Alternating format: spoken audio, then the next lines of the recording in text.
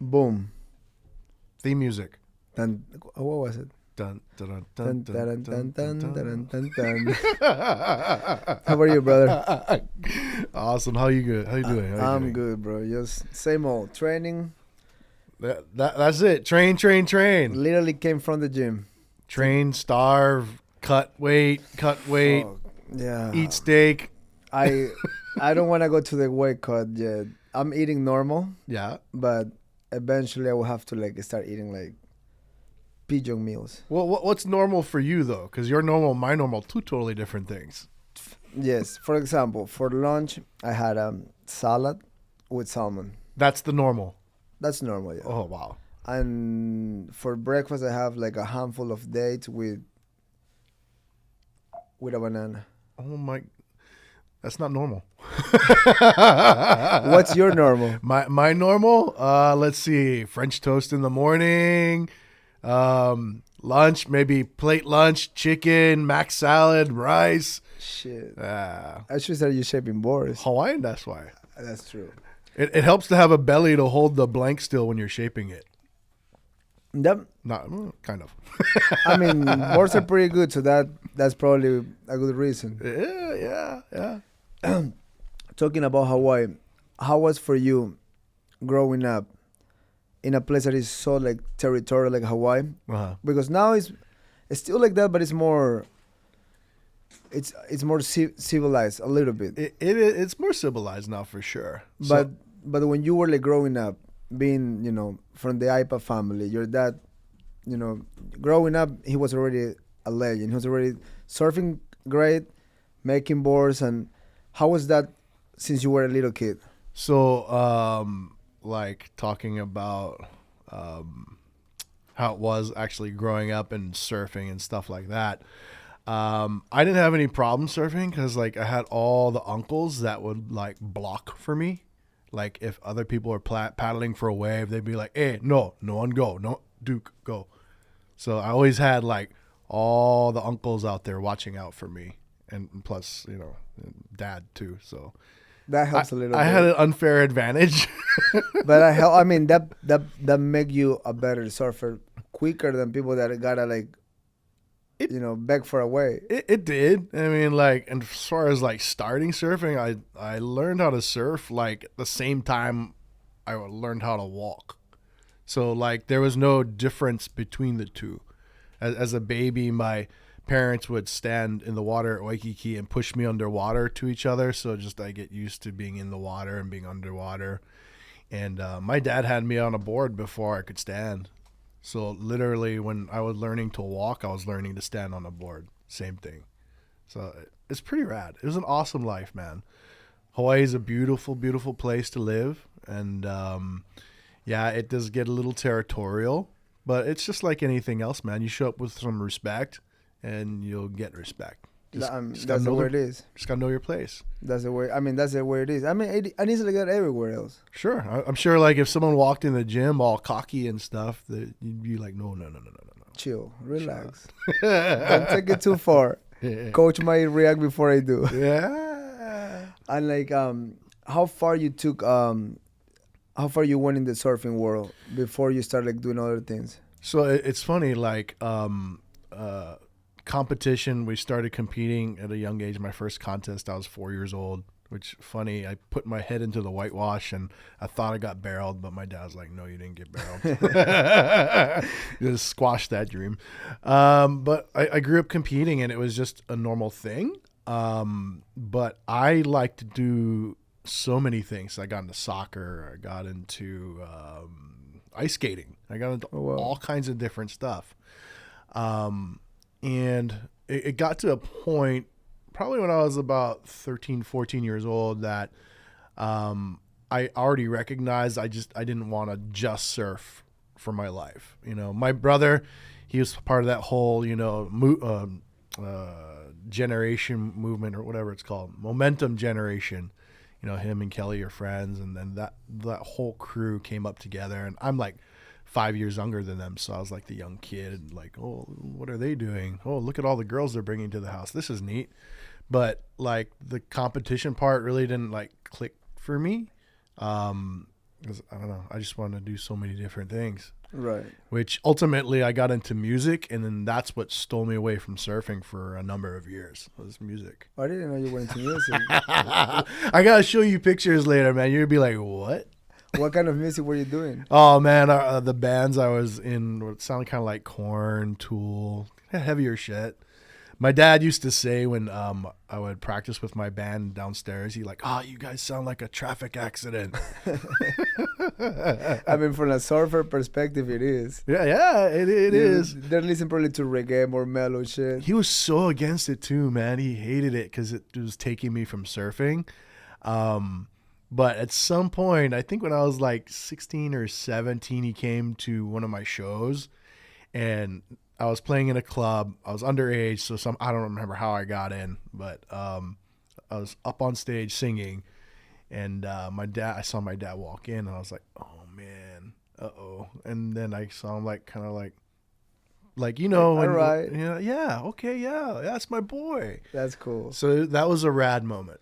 It was like that pivot moment when he went like, you know what, this is what you like and you're good at it. Go for it. That's what happened, man, and that felt really good to me because like part of why I got out of competing at a young age is I put a lot of pressure on myself to be at the best level, and I took the fun out of it for myself. My dad was never the one to be like, da da da da, you didn't win, blah blah blah. Never. He was a solid coach, and was there for me, you know. And my version of losing is like I make it to the finals and I get third place. I'm like, oh, it's not good enough, and I'm all pissed off. And my dad's like, no, it's fine. It's part of the journey, you know. But I just ultimately I put too much pressure on myself and I took the fun out of it. So. And that happens to a lot of kids that grew up with their dad being good at that sport too. Like the expectations are very high, and most of the kids that, I mean, for the ones on the top of my head, like Chavez and Chavez Jr.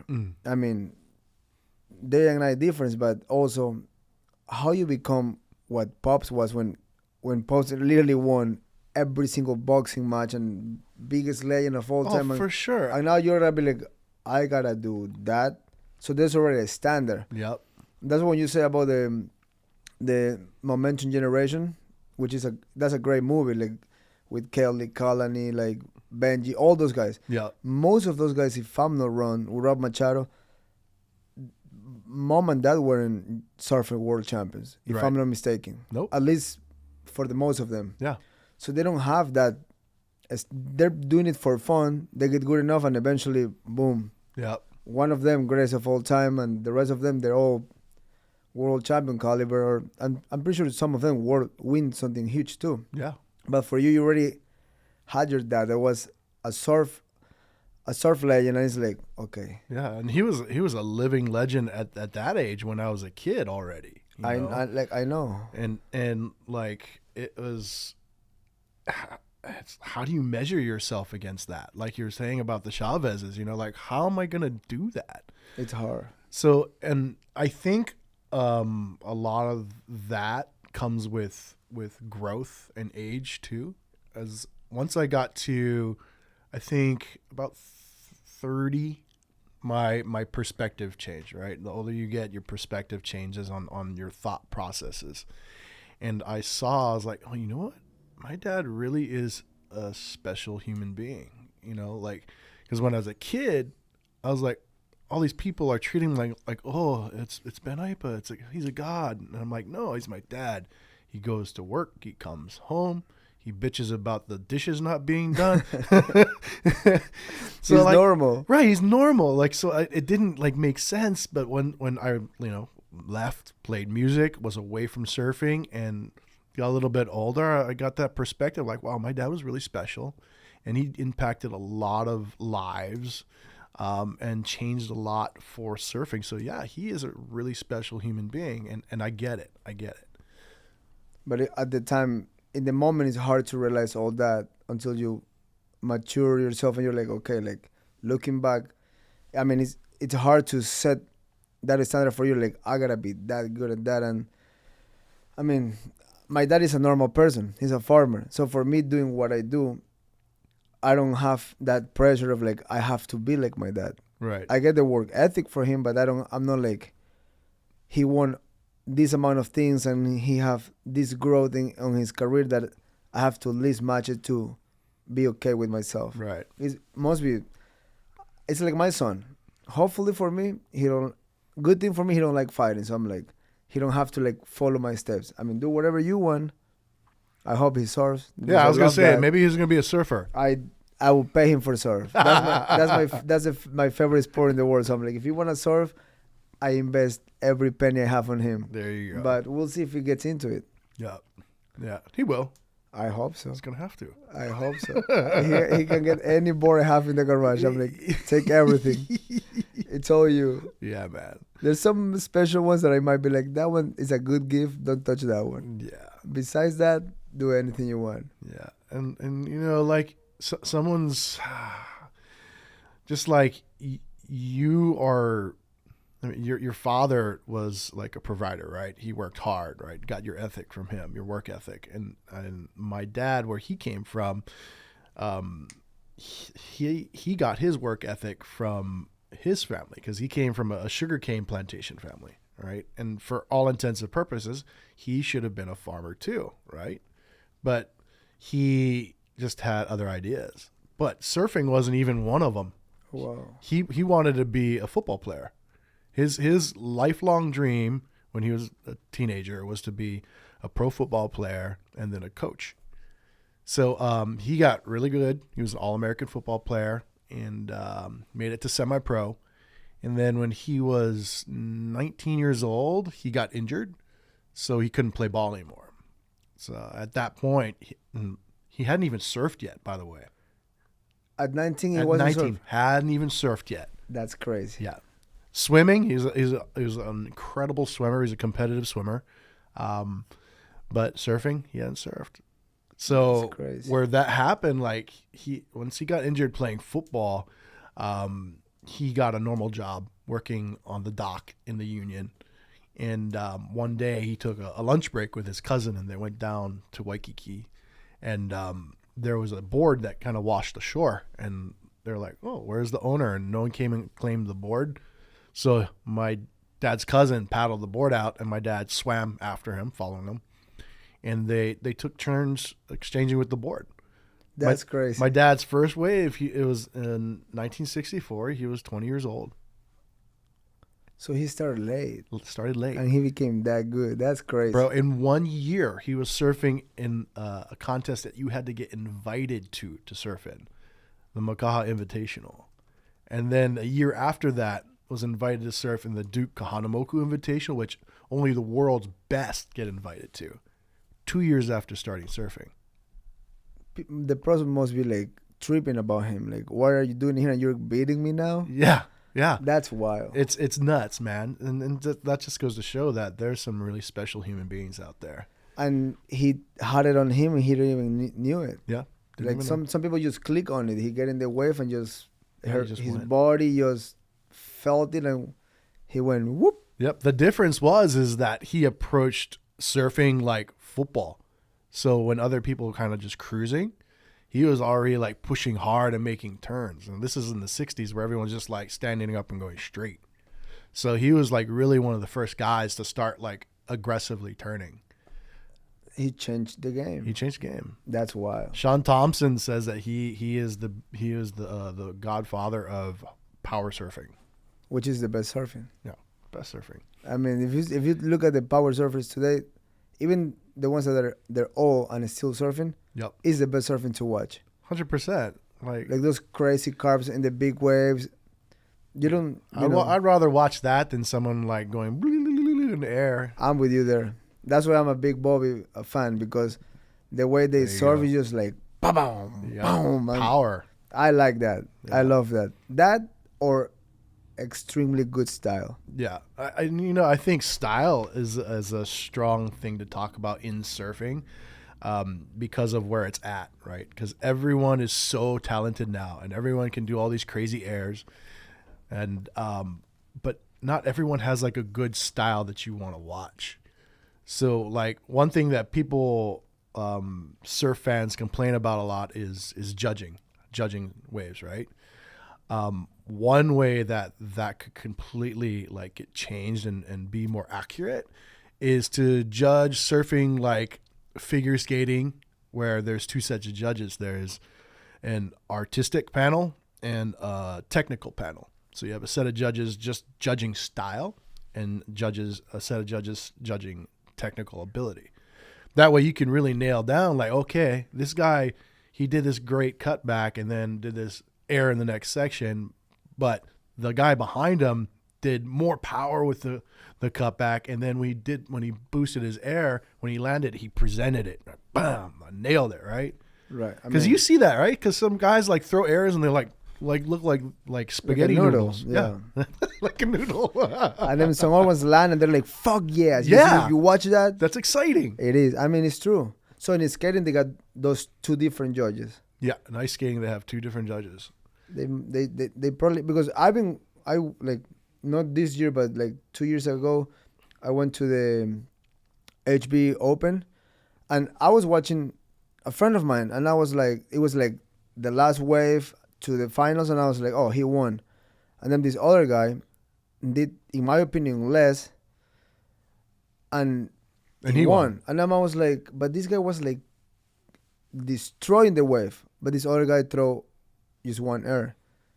Yeah. That it was good, but this other guy was like beating the fuck out of the wave. So I was like, isn't that better? Yeah. So, but I'm not a judge. I'm just a fighter. Right. But I mean, again, like that's perception, right? That's how you got a panel of judges, and they're all looking at the wave and the surfer, and they're just dropping a number on what they think of the entire wave, right?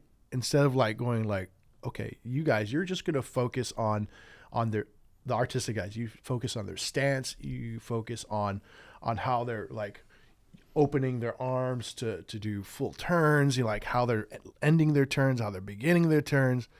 And then you guys, technical, you just pay attention to how vertical they're putting their board when they're turning, or how aggressive the cutback looks, or how high the air is. And then it gets a little more clearer to an everyday person. Because like with surfing in the Olympics now, you have a whole audience that are watching surfing going like, I can't tell if that guy won or not. They don't understand. They don't understand. They have no idea what's going on. Yeah. They see water splashing and few airs. Plus, like wave pools, right? You love wave pools. They're amazing things. They're the best thing in the world. Best thing ever. They help you to get better, because for me, like an amateur guy that want to get better, on a big drainer in Newport Beach, you only have a fat drop and get into the barrel, and that's it. Yeah, or you might have a Hawaiian that fucking runs you over. Or that. Or that. Bigger size like me, bigger board, might cut me open, so I gotta like watch out. You remember when I ran you over? How can I forget that? I mean, it's in the back of my skull. That's the only time that I can say that I scarred a UFC fighter. I was very scared. No, scarred. No, but I was also scared. Oh, yeah. I saw a huge fucking man on a huge fucking board dropping. I was like, please, not right now. Thank God I was using one of your boards too. Yeah. So I was like, I just gotta protect myself at this point. I remember I was just doing this. And that day was kind of big. It was. And it was like one of those days where it just sucked up and But talking about that and wave pools, there's not like a nice beach break around here that you can get better. Right. And the only one is Trestles, and good luck learning how to surf there. You might be okay out there. The times that I've been going there, it's impossible to surf. There's 40,000 people, and it's like, come on, someone just give me a wave. I'm a nice guy. I'm smiling. I'm saying hi. There's no waves for me there. That's why you got to paddle out like you're like a racing horse, like with blinders on. Pretty much. I mean, that's the only way. Yeah. But I can't do that. I'm too nice. Unless I'm getting paid to fight you. Then I'm not nice. Yeah. Well, I'm not going to figure that one out. But yeah, so wave pools. Where I was going with that is there's already been competitions in wave pools, and there's going to be more competitions in wave pools. So the judging for that has definitely got to change, because one of the things that separates a competition in the ocean versus the pool is there's an element of strategy, right? Knowing your opponent, knowing how to mess with your opponent's head. Like if you have priority, like sticking right up the person's ass so they, oh shit, is he going to go? I shouldn't go. All that stuff is gone in a pool. So the pool should be the opportunity to really showcase talent, right? Again, going back to artistic and technical ability, because all those guys can rip that thing, but they're going to have to really define, like, okay, what made that better? Right. Because they have the same exact wave. The wave is coming at the same time. There's no like, in the ocean, the priority works because you don't know if there's a wave or not coming, or if it's good or not. In the pool, you have the same exact wave all the time. Yep. I think there was a contest at Kelly's pool where Gabe got completely ripped off. Like his performance was way better than who was he surfing against? Who won last Kelly? I forget, it was a Howley guy from San Clemente. I can't remember. But anyways, I personally thought, just because I think I look at surfing a little bit different than the average person. Number one, being a shaper, number two, like surfing my whole life. Griffin. There you go. That's the one, Griffin. So I think Gabe like outperformed Griffin, and they gave it to Griffin, and I was like, what? There's no way. What was the style of surfing that each put in that day that you thought Gabe did better? So I think for Gabe, it was presentation and performance. So like everything he did on his wave where he was underscored was super clean and polished, power, where Griffin's was a little more sporadic. But then again, Griffin's a little bit younger, so he's going to surf a little more sporadic. But I just saw a better performance from Gabe, and it was a pretty obvious one. Everyone was kind of talking about it, but until judging is a little bit different than what it is, there's no real clear way to clean that up. And that happens in every sport. Sometimes you see somebody kicking someone's ass, and one guy is like head down, the other guy's celebrating, and the judges raise the other guys, and you go like, whoa, huh? How'd that happen? Right. Because sometimes it's just an opinion. It's not even like a real score in any sport. They just go, he won, instead of like why he won. Right. Like other sports, you got to score 0-0, no one wins. In surfing or fighting, there's not really points. Right. There is a scorecard, right? But it's up to interpretation. It's interpretation, and that can mess a lot of things up. Yeah, a little bit different than scoring a goal. I mean, you're 2-0. There's no way the other team wins. I mean, it's impossible. But rounds being judged by 10-8 or 10-9, if the fight's really close, who really won? I'm doing commentary sometimes, and I'm like, I don't know who won the round. Good luck to the judges. Wow. So, like, let me spin that around, like, on fighting. What are the things that they're watching in a fight? I mean, sometimes, let's see, if both fighters are just striking, there's no takedowns attempt, there's no control in the cage, and it's like punch, punch, kick, kick, punch, punch. And the round ends, and my partners go like, hey, who you think who won? I'm like, I don't know. Unless it's a clearly someone pushing forward, landing punches, blocking good, punching again. Where it looks like they're controlling. Then you're like, you know what, this guy's winning. But sometimes it's really punch for punch. Yeah. And I'm like, who they want to score the round for? Could that be a 9-9 round? It could be a 9, but they won't do that. Yeah. It's weird. I mean, it's rarely that they do that. Right. So it's like, who won that? I don't know. Yeah, there's a fight like that. I think it was the fight right before the Tyson fight. The girls. Did you watch that?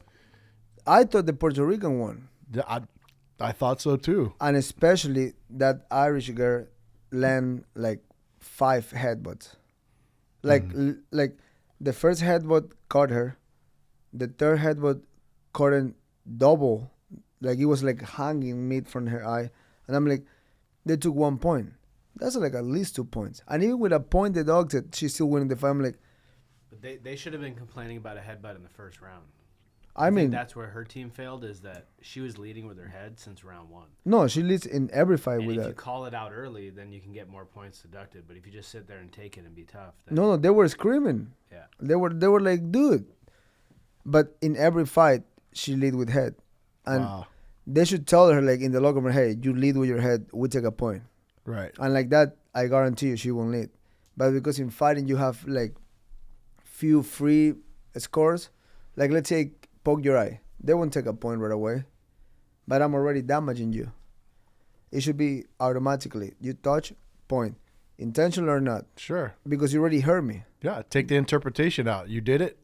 Done. And if they change the rule to that, I guarantee you, there won't be no fucks up. They will mean, because most people do this, and then there's one poke. Mm. Hey, be careful. Yes, I'll be careful, but he's already damaged. Right. So it's like, it should be first little attempt, point deduct. And like, 100%.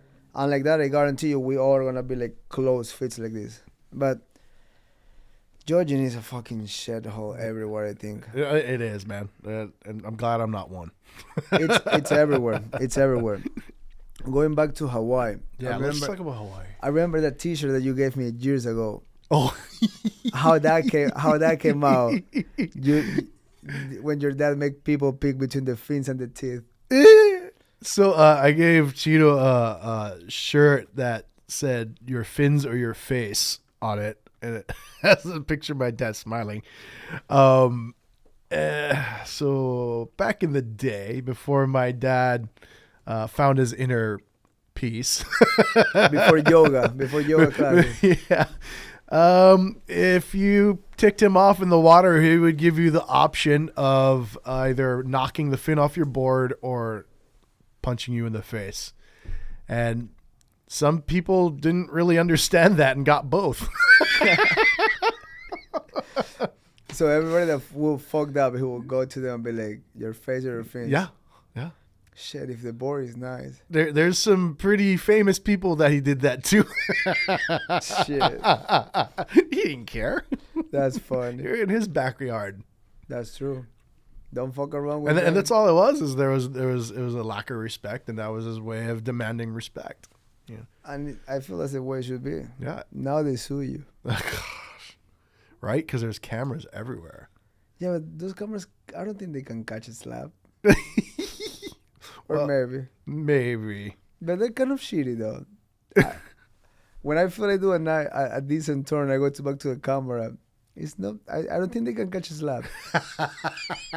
Or at least move sideways. You should go like from here, from your chest. Yeah, you're right. You're right. Or maybe like stick the board up in the air like this and do a slap behind the board. Yeah. Ah, that's a strategy. I to should it. open like academy for surf techniques.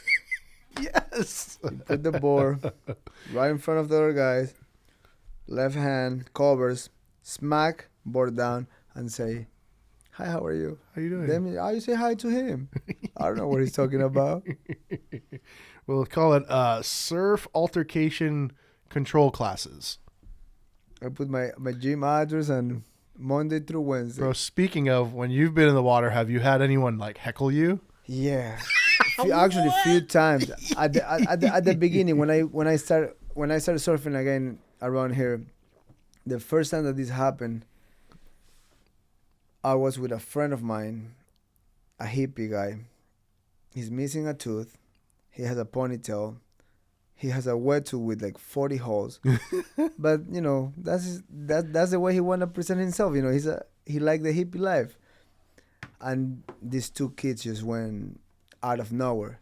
Hey, get the fuck out of here. And I can tell they're younger. And I was like, okay, cool.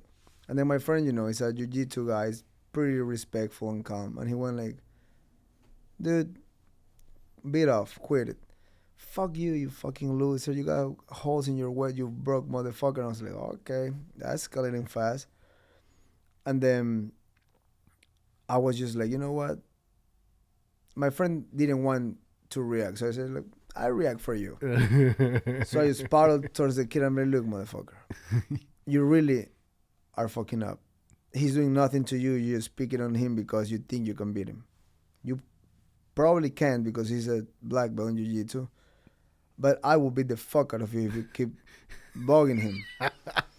And his body recognized me. Uh-huh. And I can see he was just like, it's yo, let it go. Hey. Trust me, not this guy. And I was like, okay, get the fuck out of, don't leave because I don't own the ocean, but Just you talk move. to us one more time and it's a wrap. Yeah. They left. That was the first time it was in HB. Few weeks later, I was surfing there and I ran into Brett Simpson.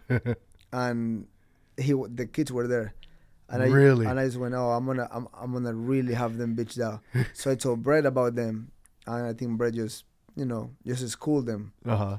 And after that, those kids were like, yeah, you don't have to suck my dick now. Just be respectful. Like, I can hurt you anytime, and I will never act like that. You know, that's the thing is that I think kids in the mainland have way less respect than kids in Hawaii. Because kids in Hawaii are raised, like, to respect, right? Not around here. Not around here. Spoiled little shit. Orange County, man. Shit. Just parents. Yeah. Do whatever you want. Don't respect me. It's fine. You want money? Here's money. And they're just hurting the kid for later. And that was the first time that this happened. The second time, I was in, what's the place that Kekoa loves to go? Salt Creek. Salt Creek. Oh, that's right. He told me about this. But I had my hair bleached, and I was with him. That's the nicest guy in the water. Yep. We were just having fun. Our families were in the beach. We were just chilling. And I was blonde. So I would paddle that wave, and this kid started screaming, "Come on, let's go, Italo." He was making fun of me, and I was like, okay. I'm a funny guy, so I was like, okay, Italo, he's a good surfer. Why not? Yeah. And then I would catch a wave, and he would like, Italo, oh, you fall, Italo. And I was like, okay, now you're fucking with me. And then he kept going. Then me and Kekoa kind of like went up to like the point, like the main, more deep. Yeah. And he keeps screaming. And Kekoa laughed. And I said, bro, you're not going to do nothing. I'm like, nah, it's a fucking dork. But he kept going. And then I just lose my shit. I was like, you know what? I paddled to him and I told him, like, I can't say what I told him here because I might get canceled. But I told him, like, some crazy shit. And then that kid literally just left. No, I'm He sure. get off, but because I didn't just insult him. I told him some, like, fucked up shit. Yeah. I wish I can say it live, but I can imagine in my head. yeah, like I was like, I'm gonna do this, that to you, to X, Y, and Z. And he just went like, he just looked at me, and he took a watch and left. I know exactly the kind of thing that you probably said because I probably said a similar thing to this guy that was hitting on my wife that wouldn't leave her alone. Like, she can handle herself, right? So I gave the dude a warning. And then I walked away. I was hanging out with Josh. Oh yeah, Josh. Who else was there? Everyone was there. And he kept going. He disappeared. And then, so I went back talking to Josh and stuff. And he came back and did it again. And I was like, it was over. That's crazy. So, I get it if you say hi to a chick and then, oh shit, I didn't know you. I'm sorry, I didn't know. Yeah. Walk away. Yeah. But keep hitting on it. Yeah. That deserve a fucking baseball bat to the back of the head. I said some really interesting things that would probably make you uncomfortable. Now I think we said the same thing to these guys. Once we're off air, I tell you exactly what I said. Okay. But I mean, the fact that he literally just took the next whitewash make me fucking really tell him some dark shit. But it's like, dude, what you expect out of people? That you're being raised like a little bitch if you think calling out, one thing's like, yo, fuck, you look like Italo. Oh, cool, whatever. But just talking shit like that and keep mocking me. Yeah, just keep going. I'm like, dude, you really want to fucking die right now.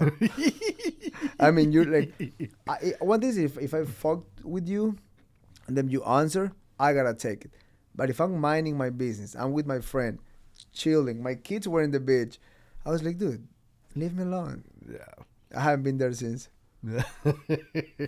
It's a little bit of a drive. It is a little bit of a drive. It's funny, we live pretty close to each other. But like for me, just being in Huntington to go to Newport, I'm like, oh, all the way to Newport. That's me going to HB. Like, I'm like, fuck, I really gotta go there. Okay. So Salt Creek, I gotta be oh man, all the way to Salt Creek. That's like another state. Oof, yeah. You gotta have the day off to go there. Yeah, that and Lowers. Yeah. I haven't been in Lowers probably in like 2 years. Yeah. It's probably been about a year for me. It's too disappointing for me. It's just so much people surfing. Yeah, I don't like walking that far. It's far. And if you don't have an electric bike, it's far. See, that's the best thing about Hawaii. You pull right up and the brakes right there. Just doot, doot, doot. Yeah. Granted, the paddle out is way further in Hawaii. Like, True. And it can be really heavy too. it can. It can. Like normal people can surf there. I remember a time, it's probably one of the biggest times I surfed when I was small. We're at this spot, Ala Moana Bowls, and it was, I'm going to say 10 foot, and in the mainland, they'd probably call it like 20, 25 feet. I was like 8 years old. I was paddling up the face, and I turned around, and my dad was like right in the impact zone, so he was going to get nailed. Oh shit. But I just remember like paddling up the face like it was never going to end. I'm like, whoa. There's some crazy photos of people like getting cut in the half of the face. Oh, and pulled right over. That to me is so scary. Right? Especially these guys that charge the big waves. Like, no, thank you. That's crazy. 50-foot waves. I'm good. You gotta like you really are an adrenaline junkie to go there. Like you really want to see how bad can go. Bro, Kai Lenny freaking going down that wave in Portugal like it's he's snowboarding down a mountain. It's crazy. And most of the times you don't get off those waves. No. Like most of the times it's not like in and out. It's in until okay, I'm fucked. Yeah. I know they have these crazy fucking bears and shit. Bro, I like to have fun with surfing. I don't want to like hold on for dear life. Yeah. Even those crazy bears, I don't think they inflate, but are they really send you up? They do. They send you Okay. up. But I mean, sometimes you don't want to go up, right? That's true. Because You want to stay down. when the next one comes, what you do? Yeah, go back down. Fuck that. I would love to be in the ski watching. It'd be good training for you, good breath training. Yeah. And I got some decent cardio. But I stay in the jet ski for now. Yeah. I hear you. When the transition from surfing and music take you to shaping? Wow. So, I mean, shaping was always a thing that was a part of my life. So, like, growing up, right? We grew up, me and my brother and my sister, we grew up in surf shops, in factories, in my dad's shaping room. You know, when kids are playing with their Tonka toys in the sand, I'm playing with my Tonka toy in the shaping room with the foam dust, right? Breathing everything in without a mask. That probably help a little bit. Yeah, so I mean, like, you know, you end up like doing what your dad does, you know, playing around. And I would say I went in and out of it for a while. I think like it wasn't until I was like in my late 20s where I started getting serious about it. And even at that, I think honestly, like it was probably 2013 when my dad was kind of, his health was starting to go down and I was having to help him more. So that's when I took it more serious. Because before that, it was just for fun, or you know what I mean? It wasn't that I was doing it for business, because it was his business. Right. I had a career in project management. I was a project manager for an underground construction company. My dad is like very adamant about me not being a shaper. He's like, you're going to go get a career, you know, something where you have health benefits and vacation time and stuff like that so you could take care of your family. Because shaping is a really hard thing to not only just do, but like to be successful in. There's so many, and I mean the best way to be successful is like people going, these boards are good, these boards are good, these boards, and then you gotta like find the rest. That takes time. That takes time. So like for me, fortunately, and my brother, like our dad just has this massive library of knowledge that he passed down to us. So it's like we know what it takes, what the recipe calls for to make a good board, right? We don't have to guess at it. So like it really took for my dad's health to start winding down for me to step in and start doing more of his stuff to where I was really, okay, this is more what I want to do. Right. Because there's a career that you have to do. And then there's something that you really love to do. Yeah. And again, perspective being older, like if you would have asked me at like 20 years old, hey, you want to be a shaper? I'll be like, fuck no, I don't want to be a shaper, you know? But like the perspective that I had going into it, you know, when my dad needed help was like, wow, you know, he's a legend. He did some amazing things. And here I have this amazing opportunity to follow it, to continue doing what he was doing. You know, I don't necessarily ever have to be him, and nor would I ever be him. There's only one, right? But I'm just stoked I get to carry it on. And you know, he passed a couple of years ago, and for me, like being in the shaping room is one of the times where I'm still with him, because like my hands are a lot like his. So like when I'm like pulling a screen around when I'm shaping, I kind of see his hands. It's pretty rad. It bring you to the moment that when he was doing it. Yeah, it takes me in that moment, which is like gives me goosebumps thinking about it. That's amazing. You know, because I don't think a lot of people.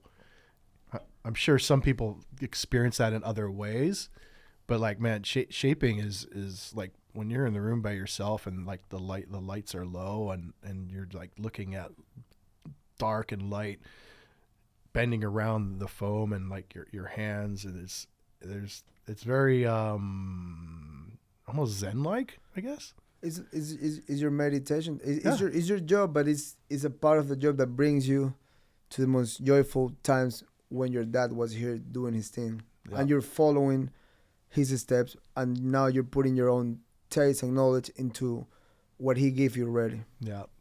I tell you, one of the strangest things that I did shaping, when he passed away, I kept the last shoes that he was wearing when he shaped his last board. I kept them, and I wore them for a full year, his shoes. And it was a strange thing, because I felt like this pressure again to like, oh my gosh, he passed away. I have to be like amazing. I can't screw up. And for whatever reason, I was like, I put the shoes on, and it calmed me down and like made me think of like, yeah, you're got shoes to fill, but you can wear them your own way. Right. You can walk your own path. Yeah. Is that shape at the bottom of the board that is like a little slimmer than the rest of the board? Is that something that he did or you came with? Oh, the sting, the wing. Yeah. Yeah, that's something he invented in 1974. He saw a boat race, and the fastest boat on the water at the time was a boat called a hydroplane speedboat that had the same kind of cutout in the hull. And he saw at that time, there was different boats that were racing. It wasn't just that one kind. And he saw when the boat was going around the buoy that other boats were slowing down to make the turn, but this one was able to pivot because of the cut. And when it pivoted, he saw all this water like go right out from the wing, and he was like, oh, surfing. That's a turn right there. That's a turn. So he like immediately went to the shaping room and he shaped one. And he's like, I shaped it, I glassed it, I got it done as fast as I could. And then he got it to this his team writer, Larry Bertelman, which for anyone listening that doesn't know who Larry Bertelman is, he's basically like the Kelly Slater of the 70s. Oh, wow. Yeah. He was doing like the most amazing shit on surfboards, like on a single fin. Do you remember what was his impressions when he surfed that new shape? Yeah, actually, I mean, that was before I was born, but my dad, when he was watching Larry surf the board, he's like, it was allowing Larry to turn super sharp. And my dad was like, oh, he's stinging the wave. Yep, that's it. Oh, that's sick. That's it. That's one of the old ones too. That one's probably from like 1975, 76. Yep, 70s. Yeah. How much is that thing? I think it's going for like 2 G's. I need something like that for the gym. Pull up that the blue one with the fire with the flames. That one. Oh yeah, Oh, that got that's a some nice style. one. I like this ad. Fucking 4Gs. I mean, it is worth it. Look at that thing. Yeah, man. It's there's some that are going for like 10. I mean, it's a big fucking name. It's a piece of history, man. Like, And I this mean- is how you've kind of evolved. so this is like that big boy sting is so he came up with the sting concept in the 70s, and it went through so many different changes. Like Mark Richards was one of his riders back in the 70s. So MR is known for his wing twin. The wing twin is an evolution of the sting. Because when my dad was making him boards, they were experimenting with the wing placement and started moving it down, until it ended up into the wing twin placement. But this particular board, the Big Boy Sting, that's a design, of iteration of it from like the late 90s that has just this huge cult following of people that love that thing. It's a huge board. I mean, it's made for bigger dudes. And that can be used as a thruster or a quad. Thruster, quad, or twin Single plus trailer. Yeah. I mean, you got the options there. Yeah. Plenty of options. Does it give it any kind of like a pintail type So effect? what it does, like talking about how the boat was able to pivot real fast around the buoy, it moves the pivot point up. So usually where a board releases is where it turns from.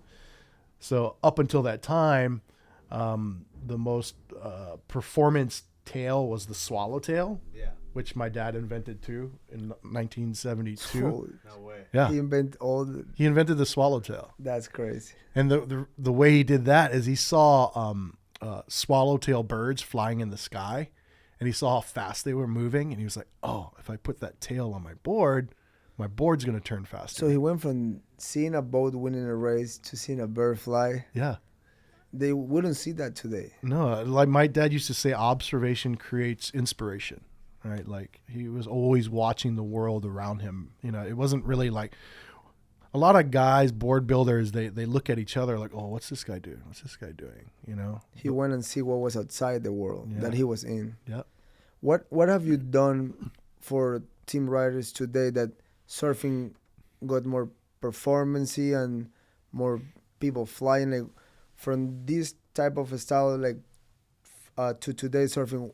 What you change on it, or you keep the same? No, there's a lot of changes. I mean, back in the 70s, bottoms of boards are very like V and hold out like boats. And then as you got into like the 80s, you start introducing like double concaves, and then now like it's like a mix of everything: concaves, V's, double concaves. I think for me, like going back to saying like my dad provided us all these ingredients to put together. It's a never-ending cooking show where I'm like putting different things together. Like, oh, how's this gonna work? Put something else together. Oh, how's this gonna work? So it's always an evolution. Whether like the wing for the Sting, if it's making it smaller, if it's moving it down, or combining it with a change on the rail, how the rail looks, instead of having a round rail, making a flat bevel rail. There's so many different things you can do. I would say the most challenging board that I've designed was this model called the Supernova that I designed with Noel Salas from Surf and Show. You know, the guy that does all the board reviews. Yeah. He surfs like Kelly, like pretty similar to Kelly, and his sensitivity is nuts. So like That's the guy that have like he surf like everybody's board. yeah, that's him. He makes a great show on that, because every time like I see a board out there and I just Google it, he's surfing it, but he making seem so good that you're like, That's not me right there. And if we're talking about the same guy, he started fucking good. Yeah, it's the same guy. So he like approached me and he was like, "Hey, do you want to co-design a board together?" And I was like, a guy who surfed every freaking model under the sun. Yeah, I want to design a board with you I want to see what you, because he got the knowledge from trying so much. He can definitely bring something to you. Right, and it challenged me because like I said, I know if I put 1, 2, and 3 together, I can make a good board. When I did that for him, he was like, "Good, but we can make it better." And then he would be like, "It needs to be able to go faster." Okay, we drop the rail, we drop the rocker, and mellow out the concave, and then he's like, "Yeah, okay, it's fast, but it doesn't turn as good." So then we're playing with the transition of contours going out the tail. So there was so much of that we went through. I want to say it was 7 iterations till we got to the one where he was like, "Oh yeah, this is the one." Problem is we were trying to make a board that is for like 1 to 3 foot surf, like a high performance groveler that will work for both back-footed surfers and front-footed surfers. So the dynamic of the board has to change to suit Both guys. So he's back-footed, and he gave it to his friend that also lives in Waco. His name's Asa. And Asa's front-footed. And the one that we thought was the winner, Asa's like, "Oh, it's dog shit." So I'm like, okay, dog shit. All right. Let me get to work. Let me get back to work. So like we wound it up at 12 versions of this board, and we nailed it. There's a video of him surfing it. Can we put it up? Who exactly? Because I found a video, but who are we looking for? Noel Salas Surf and Show. Supernova. Yeah, there's 2 reviews out there on it. But it was mind-boggling. Like, I got to a point where I was like, "Oh, this is a lot. What am I've already made every change that I think I could make." And then I'm like, what was it changed to make it worth for the front foot and the back foot? So the change that made it work the best for both was changing where the wide point is. So you have the center of the board, and usually with more performance boards, the wide point where the board is the widest, it's behind center. Or to make boards fast like fishes, the wide point is forward of center. So we ended up putting it dead center. That was probably the biggest thing that helped. Any of these?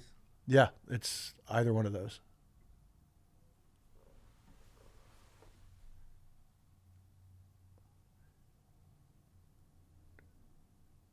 Look at that. That's great surfing.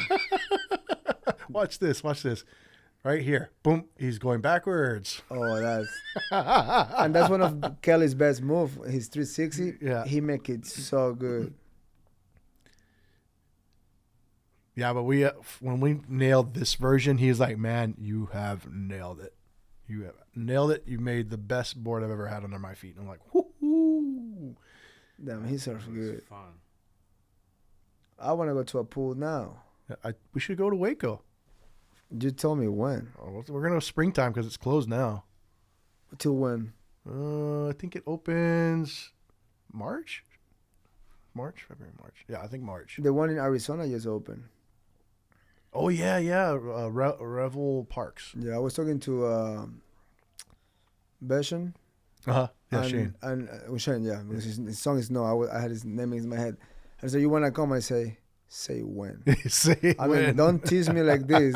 And a few friends of mine were there like this week for like the first wave, and I'm like, okay, that thing's ready. Just give me time and date, and I'll be there 5 hours earlier. You know there's going to be one coming in Newport, right? A block from my house. By the golf course? Yeah. That's a block from my house. I'm going to buy every membership available. It might be too expensive. I will have to like do something. Uh-huh. I do anything. I clean this thing if you want at night. Let me surf. You'll be the pool boy? Fuck yeah. I'll be like the water boy movie for the surf pool. Why not? Bro. I would do it for waves. That's literally a 2-minute drive from my house. Right. You know, people are like, oh, why put a wave pool so close to the water? Like, that's I'm like, stupid. shut I'm the like, fuck up. Everybody's saying that. Do not come, okay? yeah, stay home. Or Go to 56 and battle 1,000 fucking people while we go to the surf pool and enjoy surfing. while it's 1 foot and 60 degrees. Yes. Plus 100 aggressive people just mugging you. And plus, Newport, you got to find parking first. Fuck that. I get a ticket every week. I make the government richer because I never pay parking here. But sometimes I'm like, it's only 30 minutes and I get a fucking ticket. When I pay, there's no control. It's because they're watching you. They're like, oh, here comes Chito again. I don't know. That old red truck is not too hard to find either. Fuck. Man. But yeah, so the Supernova, it was a super fun board to design, and man, it was a biggest challenge for me. I can tell, like, one guy say I love it, second guy says it's garbage. It's like, okay, let me try one more time for you, sir. Let me see what we can come with. Well, I was like, I'm gonna make this thing work. This is gonna be the best freaking board. I don't give a fuck what it's gonna take. That's the mentality to get it right. I'm stoked. I love all the knowledge I get here, bro. I really appreciate you coming in. This is a surf book in here. That's it. My favorite sport. Yee. Thank you, brother. My pleasure. Appreciate you, bro.